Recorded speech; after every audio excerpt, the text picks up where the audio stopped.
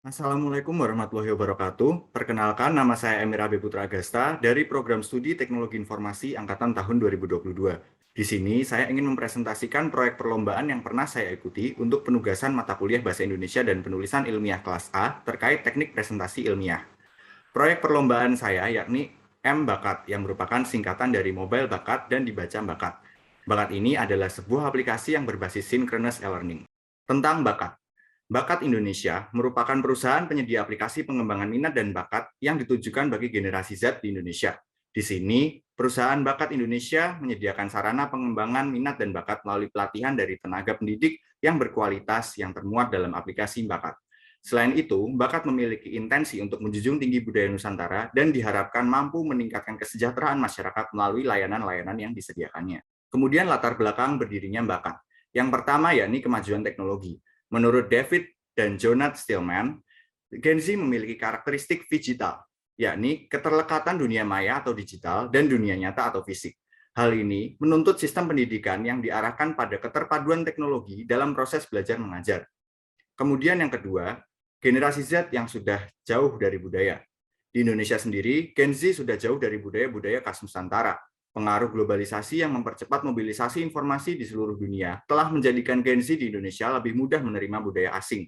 Terlebih jika masuknya budaya asing tersebut menggunakan cara-cara yang menarik dan telah disesuaikan dengan sifat Gen Z itu sendiri. Kemudian yang ketiga, pandemi COVID-19. Peristiwa pandemi COVID-19 yang telah melanda di seluruh belahan dunia berdampak pada berbagai bidang kehidupan, salah satunya dalam bidang pendidikan.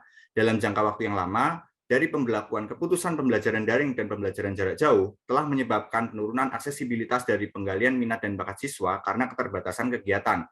Selain dalam bidang pendidikan, pandemi yang telah terjadi selama kurang lebih 2 tahun ini juga berpengaruh pada aspek ekonomi di seluruh lapisan masyarakat. Penurunan mobilitas penduduk tentu berdampak pada penurunan kegiatan ekonomi. Pada waktu yang sama pula, keuntungan berbagai perusahaan mengalami kemerosotan, sehingga menuntut mereka untuk mengurangi upah hingga memberhentikan pegawainya. Bakat hadir dengan membawa berbagai solusi sebagai suatu sarana untuk mengembangkan minat dan bakat melalui suatu aplikasi digital. Aplikasi ini dirancang dengan maksud membawa Gen Z untuk lebih mengenali potensi yang dimiliki, serta mampu mengembangkannya dengan intensi untuk memajukan bangsa dan negara. Tak hanya itu, biaya yang perlu dikeluarkan untuk mengakses dan menimba ilmu dari tenaga pendidik yang ada pun terjangkau dibandingkan mengikuti pelatihan luring di luar sana. Kehadiran bakat juga membantu menyediakan lowongan pekerjaan bagi masyarakat yang kehilangan mata pencarian. Bahkan, lowongan tersebut tersedia bagi siapapun yang ingin berbagi ilmu sesuai dengan keahliannya. Kemudian ada profil usaha. Bakat merupakan penyedia aplikasi pengembangan minat dan bakat. Untuk produk yang dihasilkan berupa aplikasi yang memberi akses terhadap pelatihan serta pengembangan soft skill dan hard skill. Kemudian untuk logo, terlihat seperti pada layar berupa tulisan huruf B yang di dalamnya terdapat unsur kata bakat yang telah dimodifikasi. Dan untuk slogan dari Bakat sendiri yakni Mobile Brilliant Application, Knowledge and Technologies. Kemudian terdapat mockup untuk aplikasi Bakat. Mockup terlihat seperti pada layar, yakni tampilan selamat datang atau halaman login, kemudian tampilan sebelum memasuki aplikasi, dilanjutkan dengan tampilan profil, dan yang terakhir tampilan beranda. Kemudian ada segmentasi pasar dan risiko kompetisi. Segmentasi pasar dari Bakat ditentukan oleh yang pertama demografi, yang kedua geografi, dan yang ketiga psikografi. Dari segi demografi, Bakat menargetkan konsumen dengan rentang usia 14 sampai dengan 24 tahun, yakni Gen Z.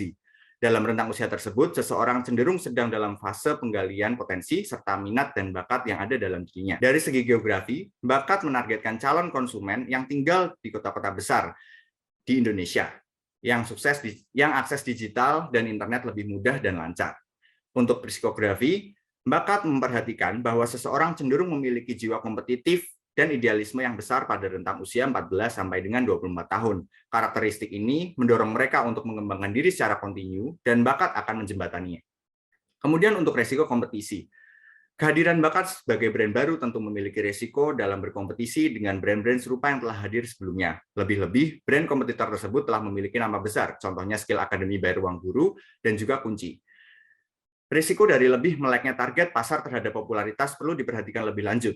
Hal ini menuntut PT Bakat Indonesia untuk lebih giat dalam melakukan pemasaran sehingga mampu bersaing dengan brand-brand tersebut. Selain itu, perbedaan jumlah modal juga menjadi salah satu risiko kompetisi yang harus dipertimbangkan. Dengan demikian, Bakat perlu menjual keunikannya dari brand-brand serupa agar mampu menghadapi risiko kompetisi yang ada. Kemudian ada skema proses usaha. Yang pertama yakni perincian fitur yang akan ditampilkan. Tahap pertama dari proses pembuatan aplikasi ini adalah merinci ide-ide fitur yang didapat dari proses brainstorming. Setiap fitur dicatat lengkap dan kegunaannya untuk mempermudah proses pembuatan aplikasinya. Kemudian yang kedua, menyusun alur jalannya aplikasi. Salah satu elemen penting yang berperan dalam jalannya aplikasi adalah alur, yakni aliran sistem yang menghubungkan antara satu fitur dengan fitur yang lainnya. Alur dirancang sedemikian rupa sesuai dengan bayangan yang sudah terpikirkan. Kemudian ada penyeleksian fitur non-esensial. Setelah menyusun berbagai komponen dan fitur di tahap sebelumnya, fitur yang kurang penting dalam aplikasi dihapuskan. Fitur-fitur yang sekiranya dapat memperlengkapi aplikasi, namun saat ini belum diperlukan, akan dikembangkan selanjutnya pada pembaruan aplikasi mendatang. Kemudian membuat desain aplikasi. Desain dibuat dengan bantuan desainer UI atau UX handal yang telah terlebih dahulu ditinjau berdasarkan kecocokan antara style designer dengan kemauan perusahaan. Hal ini dikarenakan desain merupakan kesan pertama yang sangat penting untuk menarik calon pengguna nantinya. Kemudian yang kelima, yakni merancang materi kurikulum pelatihan. Dalam upaya menghidupkan aplikasi, perusahaan akan membuat kelas tetap di samping kelas-kelas yang terbuka bagi pengajar umum. Kelas tetap tersebut akan diampu oleh tenaga pendidik yang telah direkrut sebagai karyawan perusahaan. Pada tahap ini, perusahaan akan meminta mereka untuk melakukan perancangan kurikulum bagi kelasnya masing-masing. Selanjutnya, yakni mengambil video pembelajaran. Sesuai dengan fitur yang telah direncanakan pada tahap-tahap awal, yakni fitur kelas reguler, perusahaan tentu harus membuat video pembelajaran bagi kelas-kelas yang diampu tenaga pendidik tetap sesuai dengan kurikulum yang telah dibuat sebelumnya. Pengambilan video ini dilakukan oleh staf-staf produksi, terutama bagian videografi. Kemudian ada proses pembuatan prototipe. Langkah selanjutnya yakni proses pembuatan prototipe oleh programmer beserta desainer.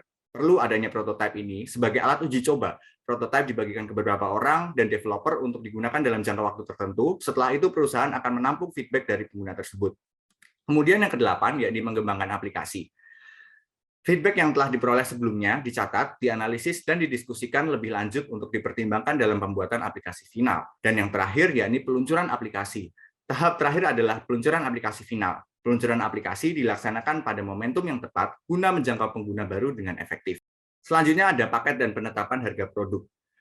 Bakat menyediakan 3 paket. Yang pertama yakni paket reguler berupa akses video pembelajaran selama 1 tahun dengan harga jual per kelas yakni Rp255.000. Kemudian terdapat paket real time berupa pembelajaran daring menggunakan video meeting dengan harga jual per kelas yakni Rp310.000. Dan yang terakhir terdapat paket double yakni paket gabungan reguler dan juga real time dengan harga jual per kelas yakni Rp400.000. Kemudian untuk strategi pemasaran. Yang pertama, strategi pemasaran yang digunakan oleh Bakat yakni technical strategy. Perusahaan Bakat bekerja sama dengan perusahaan penyedia layanan tes minat dan bakat di Indonesia. Untuk menjaga kepuasan pengguna aplikasi Bakat dalam hal pemilihan mitra, perusahaan menggunakan jasa layanan tes yang valid dan terverifikasi.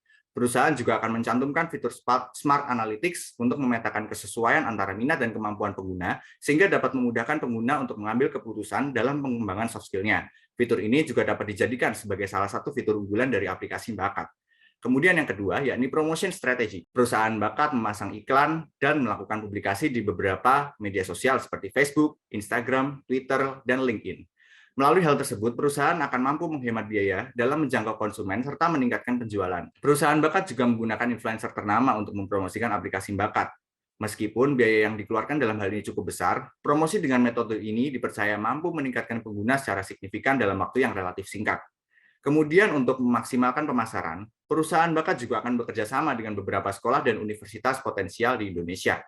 Staf Bakat akan meminta mereka untuk menyediakan waktu sebagai sarana seminar yang diselingi dengan promosi Bakat. Kemudian untuk pihak Bakat sendiri akan memberikan kupon diskon yang dapat digunakan oleh siswa dan mahasiswa di sekolah ataupun universitas tersebut. Selanjutnya, price strategy.